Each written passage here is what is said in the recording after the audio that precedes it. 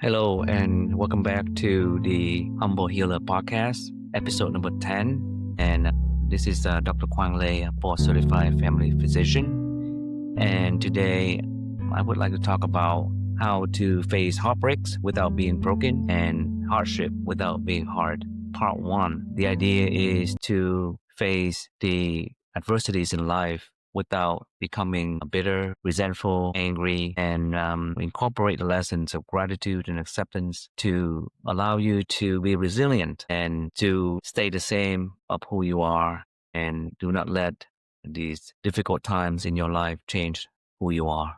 And here's some tips how to deal with these hardships and adversities, and resources: Book of Joy by Doug Abrams and The Stress Reset by Jennifer Tate. Let's start with talking about loneliness. And in this Western society, it's making us lonelier for most people that were surveyed. And 1 in 10 had no close friends. Social media, especially modern day materialism and family structure disintegration, help create more loneliness. Even among friends, there's not a lot of in-person communication or engagement. And adolescents and young adults can be in the same room without talking to one another, with everyone fixated on their phone screen to see how many likes they got from their recent posts and some latest TikToks. It really does not serve a lot of mental health. And loneliness is also being enhanced by our focus on our difference with others and not similarity. Loneliness is created by lack of connection to those around us, and lack of connection can be attributed to our own anger and fear about those around us, besides the digital caging that our society has created for all of us. Affection and warm-heartedness can empower inner strength and self-confidence, reduce fear, and develop trust. And all this can bring friendship and reduce loneliness. We do not see the world as it is, and we see it as we are. So if we feel warm-hearted, compassionate, we walk down the street, people will seem friendlier and more positive. If we do the same but feel distrust and fearful with self-loathing, then the world can be very unfriendly, even hostile place. Again, we do not see the world as it is, but we see the world as how we feel. Our willingness to be warm-hearted, kind, and accepting of others can really remove any obstacles to connect with people around us, and even help those lonely souls to open up and willing to connect with those around them. For those that derive spiritual support from their religions, when you celebrate God, you automatically join a fellowship with countless others who feel the same, and hence you never feel lonely. Another thing that can create hardship and heartbreaks in our society, and also sadness, is self-centerness. A person is a person through other persons, according to Archbishop Desmond Tutu from South Africa. We need others around us to be happy and find joy, or to move beyond our own pain and suffering. Too much self-centeredness can also lead to alienation and disconnection from others and produce loneliness. Too much self-centeredness closes our inner door from the world and people around us. It can also lead us to a lot of fear and anxiety, distrust, which can then produce loneliness. Self-centeredness can also raise our blood pressure and produce other adverse physical health effects. One study from Columbia, New York, showed that those who use the word I, me, mine are a lot more likely to have heart attack. Multiple surveys have shown that it is unhappy people that tend to be the most self-focused and socially withdrawn. Self-centeredness also creates distance with others, then distrust and insecurity, then fear, anxiety, and frustration, then anger, and then violence. Big problem with this generation is that parents put so much attention on their children, but not teaching how to show attention to others, exacerbating this problem with self-centeredness. Happy people are more social, flexible, and creative. They tolerate daily frustration much more easily. By focusing on others' pain and suffering, we can cultivate more personal joy, which allow us to better care for people around us. This is the virtuous cycle. The goal is not just to create joy for ourselves, but to be a reservoir of joy, an oasis of peace and pool of serenity that can ripple out to all those around us. Joy is quite contagious, and however, in order to bring joy, peace, love, compassion to the world around us, we have to find them within ourselves first. Dealing with fear and stress. The best way to face fear is to acknowledge it and to confront it, then triumph over it. There is no courage without fear. Fear can save your life. Acknowledged stress can enhance one's performance if that stress response is properly managed. too much will cause issues of health performance. Too little lead to complacency and failure. I'm a sport fan, and you can see what I'm wearing today to celebrate my team's victory today. But you can see the great athletes or performers thrive under duress or stressful situation, and they know how to manage and use this stress to boost their performance to a higher level. And a lot of times that will also raise the level of competitiveness among their teammates. You've seen the great ones doing this, and the people that do not manage stress well in sport events or games and so on allow stress to dominate and hence lead to a subpar performance and usually lose the games or lose a match. Too much stress can lead to a feeling of fragmentation, chasing after time, not being able to be present. Too much stress can come from too much expectation, as in modern life and ambition. Reset one expectation can reduce much stress. Learn to expect. This is how I live my life is I expect very little of others around me, not because I do not care or love them or think that they love or care for me. It's just that life happens and things happen, and it's a lot of time it's really not personal how negative things can happen to any one of us, and I learned not to count on it. So I had my expectation low on others around me, but I also try to set the expectation low on me. So that way, if I don't live up to the expectation, it's not bad. But if I outperform or exceed the expectation, and that's a good thing. Try to raise expectation on yourself too high by talking yourself up.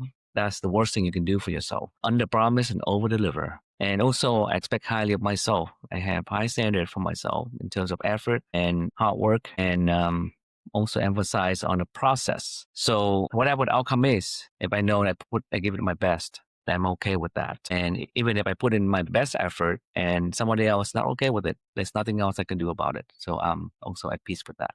Stress is inevitable, so how we respond to stress and seeing this as a challenge can affect our mental well-being. Building up our resilience greatly improves our stress response. Thinking about others improves our stress response. Having a sense of connectivity with others, that we are not alone, can help us feel less stressed about stressful situation. Seeing ourselves being connected with others allow us to feel less threatened and more empowered to overcome stressful situation or challenges. A lot of time in my clinical settings, when I feel stressed or there's something negative that happened to me, and I look and I see how my patients, what they have to deal with right at the moment, and I realize I'm actually the lucky one.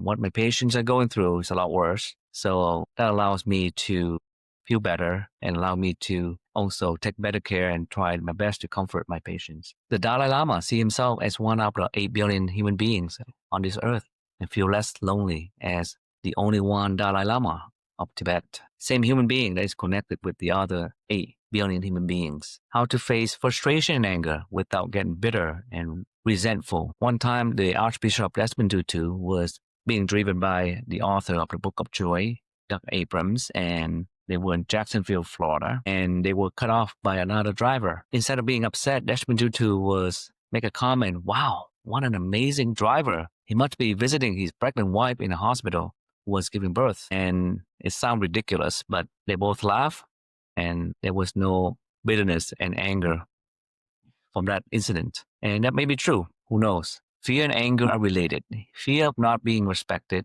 appreciated, included, or loved can lead to anger. Fear and anger are also natural responses to danger. Flee or flight, flee or fight. Fear can also lead us to frustration on its way to anger. And anger makes us bypass the reasoning prefrontal cortex and acts on impulse. Acknowledge our fear and anger, allow us to face them and move past them. Anger is secondary emotion and respond to feeling threatened, which is fear. Acknowledge that this is part of human nature and emotions, and feel ourselves. It is okay to feel that way. It's okay that we are not okay, that we feel angry, fearful, frustrated. Acknowledge, but do not let your action get dictated by the emotions. Anger is not always negative, especially when it's against evildoers of the injustice. This motivates us to act to defend justice.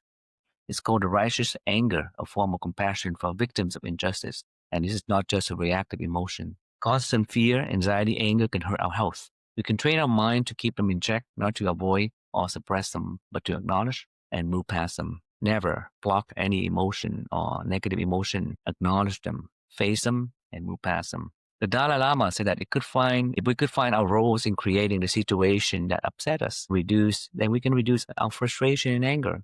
This helps when we acknowledge that the other people also have feelings and can be hurt. Then this helps bridge the gap and reduce our anger. Our physical condition can affect our ability to and react negatively or positively to a situation. This is called resilience, which is part of future episode on how to change your lifestyle, mindset to become more resilient. When we are more resilient, we are much more adapt and able to handle all that adversity and negative events that happen around us without breaking down, without being bitter, without being ill. Building up your resilience will allow you to be a lot happier and a lot less bitter. How to face sickness and death. Death and life are bedfellows. There would not be one without the other. In other words, death is part of life.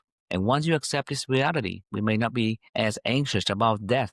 We may not be as anxious about aging as well, feeling the same inevitability of this process. If we do not die, this earth would not be able to support our children, grandchildren, and beyond. We have to make room for them. We are just short-term visitors on this planet, so make our short-term existence meaningful by using our days wisely to make our world a little better for everyone. One can ponder about the pleasure of meeting one's deceased relatives in the afterlife. If that's possible, we don't know for sure, but perhaps that's something to see in the future. Say, we know that death is near or possible. The fear of death is the greatest challenge to joy. But what we fear the most is the suffering that precedes death, the oblivion and loss of personhood that come with death. The fear of death lies behind all other fears. If one's fears of death come from fear of going to hell, then do something about that. Start living every day caring for your physical and mental and spiritual well-being, which allows you the extra positive energy to care for others around you. Do something about it instead of being fearful of it. The concept of impermanence, nothing lasts forever. Stay present at each moment as in the practice of mindfulness. Mindfulness is simply being aware of what's happening right now without wishing it were different. Enjoying the pleasant without holding on when it changes, which it will. Being with the unpleasant without fearing it will always be this way, which it won't. Nothing lasts forever, including suffering and pain from sickness and death.